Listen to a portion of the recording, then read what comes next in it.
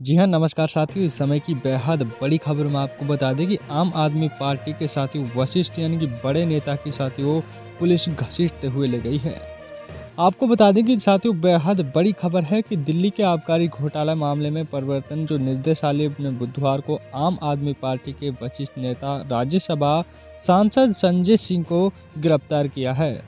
साथ ही आपको बता दें कि जो गिरफ्तार किया है और इसी यानी कि ईडी ने संजय सिंह के दिल्ली वाले घर पर बुधवार को सुबह 7 बजे छापा मारा था और यहां से कई दस्तावेज जब्त किए गए थे। और लंबी पूछताछ के बाद यानी कि ईडी ने बुधवार शाम करीबन 5:30 बजे संजय सिंह को गिरफ्तार कर लिया और आबकारी नीति केस की चार्जशीट में संजय सिंह का भी नाम है।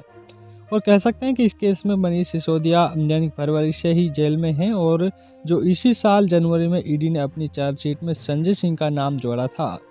और साथ ही में इसी को लेकर संजय सिंह ने काफ़ी यानी हंगामा मचाया था और संजय सिंह ने दावा किया कि ईडी ने उसका नाम गलती से जोड़ दिया है और जिस पर ईडी ने जवाब दिया कि उनकी चार्जशीट में संजय सिंह का नाम यानी कि 4 जगह लिखा गया है और इनमें 3 जगह नाम यानी कि सही लिखा गया है और सिर्फ 1 जगह टाइपिंग की गलती हो गई थी।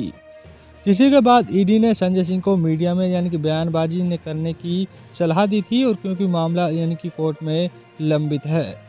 आपको बता दें कि ईडी की चार्जशीट में संजय सिंह पर यानी कि 82 लाख रुपए का चंदा का जिक्र है और इसको लेकर ईडी बुधवार को उनके घर पर छापा मारा था। और कह सकते हैं कि जो संजय सिंह की गिरफ्तारी पर दिल्ली सीएम और कह सकते हैं आप संयोजक अरविंद केजरीवाल का बयान भी सामने आया है।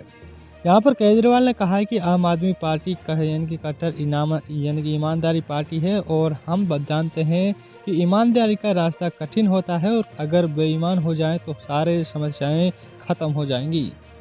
और ये सब सिर्फ यानी कि पैर तक भ्रष्टाचारी है और लेकिन हमारे ईमानदारी का काउंटर नहीं है। और इसी के पास साथियों ये आपको बता दें कि उन्होंने कहा है कि संजय सिंह केंद्र सरकार के भ्रष्टाचार के खिलाफ इस देश की सबसे बुलंद आवाज़ है।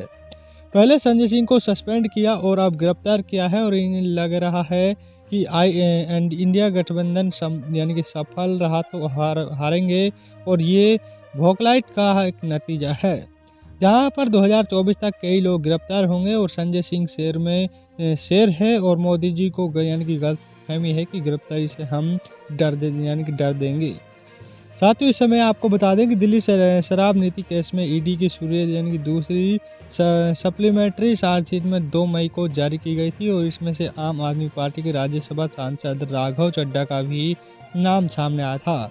हालांकि उन्हें एक आरोपी नहीं बताया गया है। साथियों दिल्ली में पुरानी आबकारी नीति के तहत L1 और L10 लाइसेंस यानी कि रिटेलर वेंडर को दिया जाता था और 17 नवंबर 2021 को शराब के लिए नई आबकारी नीति लागू होने तक 849 शराब की दुकानें थी। इनमें से 60% दुकानें सरकारी और 40% निजी थी और कह सकते हैं कि नीति के तहत दिल्ली में शराब की सरकारी दुकानों को बंद कर दिया गया है। और नीति को कह सकते हैं कि नई नीतियों को लागू करने के लिए दिल्ली को 32 जोन में बांटा गया था और हर जोन में 27 शराब की दुकानें थी और इनको कह सकते हैं कि इन दुकानों को मालिकाना हक जोन को जारी किए गए और लाइसेंस के तहत दिया गया था और हर वार्ड में 2 से 3 वेंडर को शराब बेचने की अनुमति दी गई थी।